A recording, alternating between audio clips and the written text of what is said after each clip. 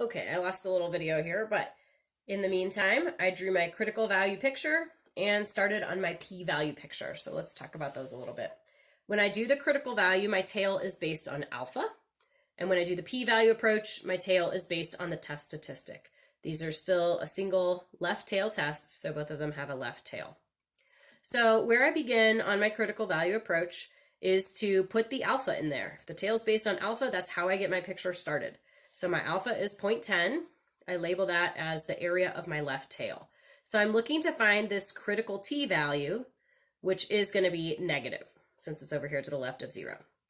So now that I'm working with t, I'm not going to use inverse norm, I'm going to use inverse t. So for inverse t, I need the area of 0.10 and then the degrees of freedom. If we had a sample of size 8, then our degrees of freedom is 1 less than that, so our degrees of freedom is 7. And when I calculate that, I get this value. Anytime I have a confidence interval or a hypothesis test, chapters 9, 10, or 11, those t and z values are critical values, and so we round those to 3 decimal places. So negative 1.415 is what my calculator gives me. So once I know that this t right here is negative 1.415, I can place my test statistic. My test statistic is negative 0.62. It's larger than that. It's to the right of it. So my test statistic is somewhere here. This shows me that my test statistic does not fall in the rejection region, so I'm not able to reject. So my decision from the critical value approach is that I fail to reject H sub 0. For my p-value approach, the tail is based on the test statistic. So I take my test statistic first thing and draw it on my picture. So negative 0.62 is my test statistic. And then this area here is going to be the p-value. Okay? So that's the next thing I want to find out. I want to find out my p-value. And to do that in the calculator, I'm going to use, instead of normal CDF, TCDF. For TCDF, I need a lower bound and upper bound and degrees of freedom. So my lower bound, this is a left tail that continues indefinitely to the left. I'm going to use negative 1,000. My upper bound is where that shaded region stops, negative 0.62. And my degrees of freedom is 7. And so I can calculate that. TCDF.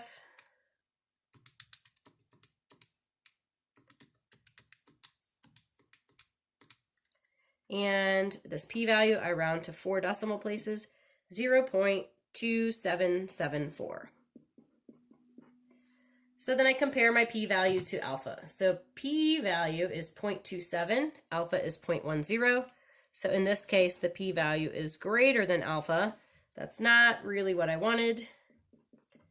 That means I wasn't really able to support my claim. I'm failing to reject H sub 0. So again, you should get the same decision from both of your step 4 methods. It's the same information, you better get the same answer. And finally, we want to write our summary statement. So there is or is not sufficient evidence. You can always look back to your formula sheets if that's not something that's intuitive to you yet. So when you fail to reject, I guess we got to go back a few pages.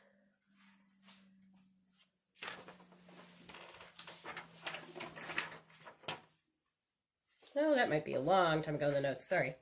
So if we weren't able to support our claim, that's what's happening when we fail to reject. Okay? So we weren't able to reject this idea that the average is $60. We thought it was maybe less than 60, but we don't have really evidence to support that. So there is not sufficient evidence to support the claim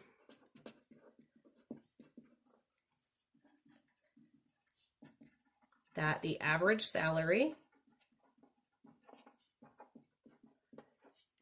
of substitute teachers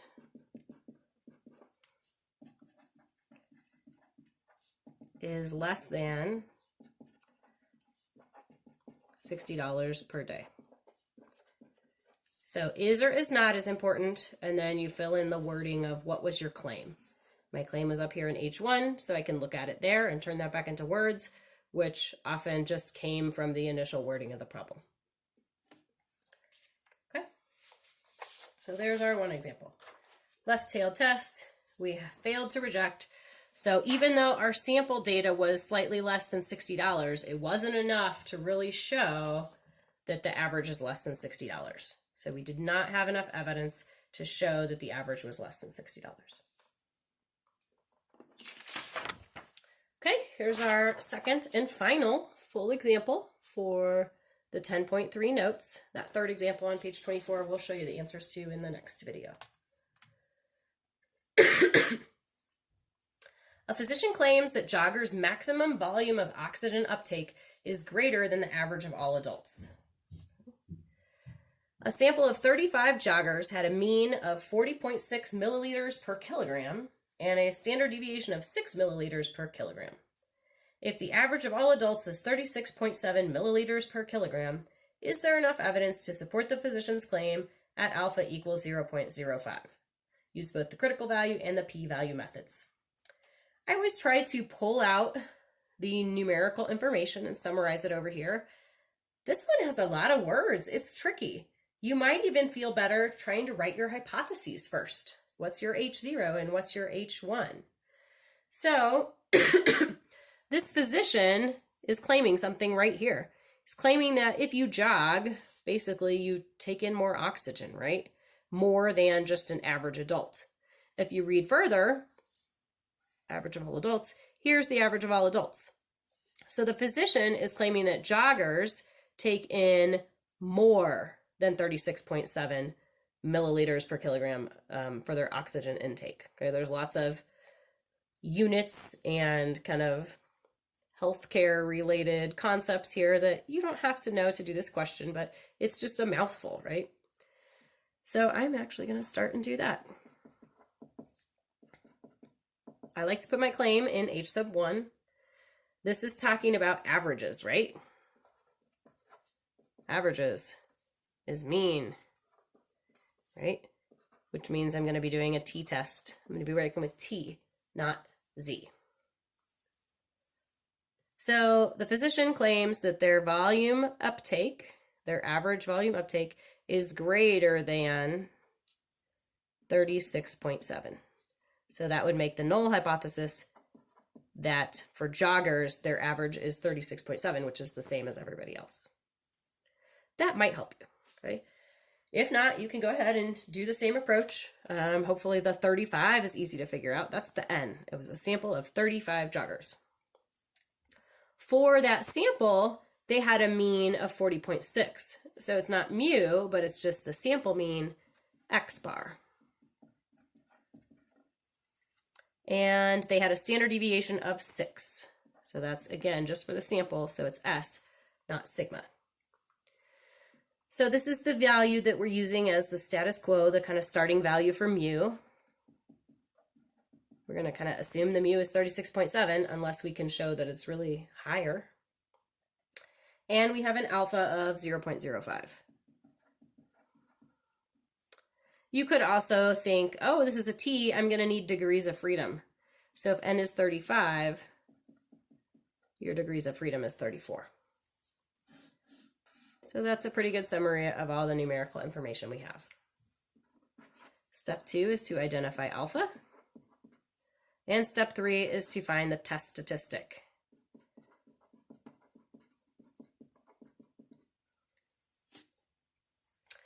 So we've got t equals x bar minus mu over s divided by the square root of n. And we have all of our numbers here.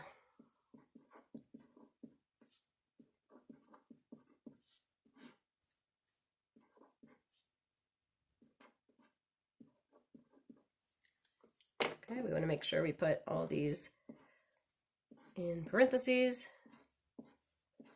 so we can enter everything at one time into the calculator.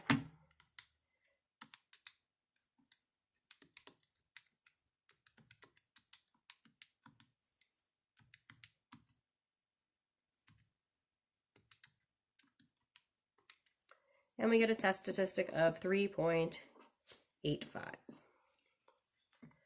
Now we're ready to draw our pictures, critical value picture and p-value picture.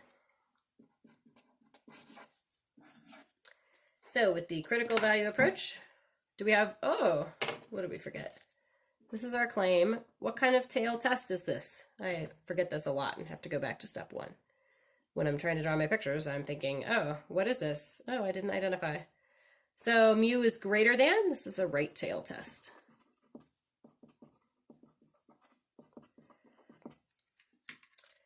So for my critical value, I have a right tail, and the tail is based on alpha. And the p-value, my tail is based on the test statistic. So if this is based on alpha, all 0.05 is in my right tail. And I need to find the critical t-value. It's going to be positive, right? It's on the right-hand side. So inverse t of area, comma, degrees of freedom. And then we're going to make it match. What's going to happen is the calculator is actually going to give me the negative t, but I need the positive one because it's on the right side. So inverse t, 0.05, comma 34. Calculator gives me negative 1.691, but I am using positive 1.691. And then I can draw my test statistic. So here's 0, here's 1.6, maybe here's 3, maybe here's 4. My test statistic is way out there. So my test statistic does fall in the shaded tail.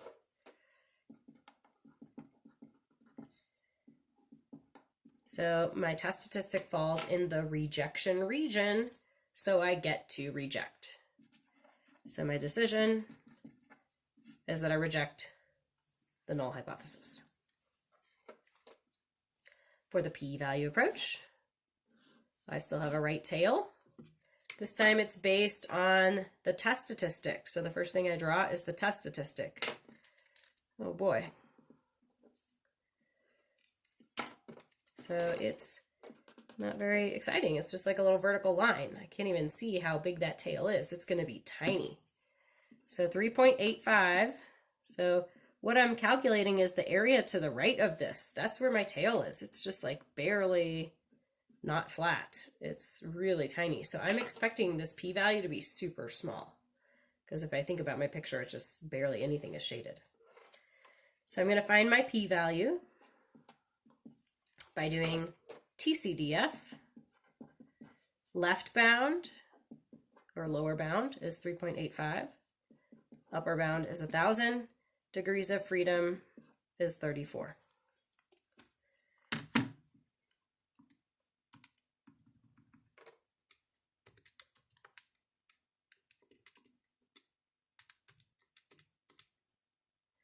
So look at this, e to the negative 4, right?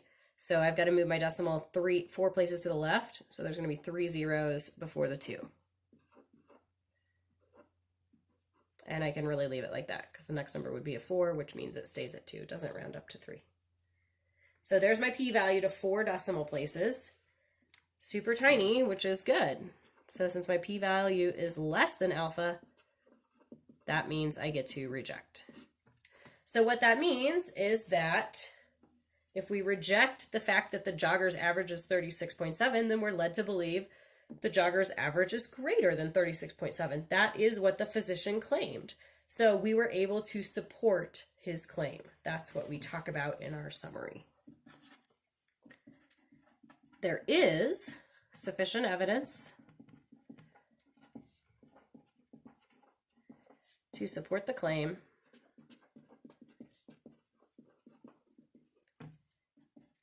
that joggers'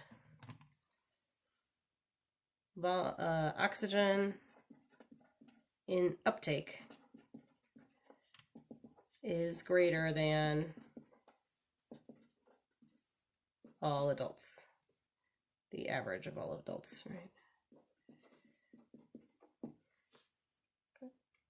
So again, the grammar can be kind of tricky sometimes, but we've got our 2 parts, is or is not, and then we've got what our claim is. So those are our steps just to kind of like hopefully help this make a little bit of sense, right? The overall average is 36.7. When this information was collected, the average was 40.6. So you think to yourself, okay, it's really higher than 36.7. So because 40.6 is higher than 36.7. So that's what we tested. But it's not always going to work out this way. We know sometimes there's not enough evidence, just like our previous question. But here, the 40.6, before we did this hypothesis test, we don't know if really this is indicative that the average is higher than 36.7 or that this was just, you know, a sample of super fit people who did have high levels of oxygen uptake. Okay? So you don't know if it's due to coincidence or if there's actually some statistical significance behind it until you perform your hypothesis test.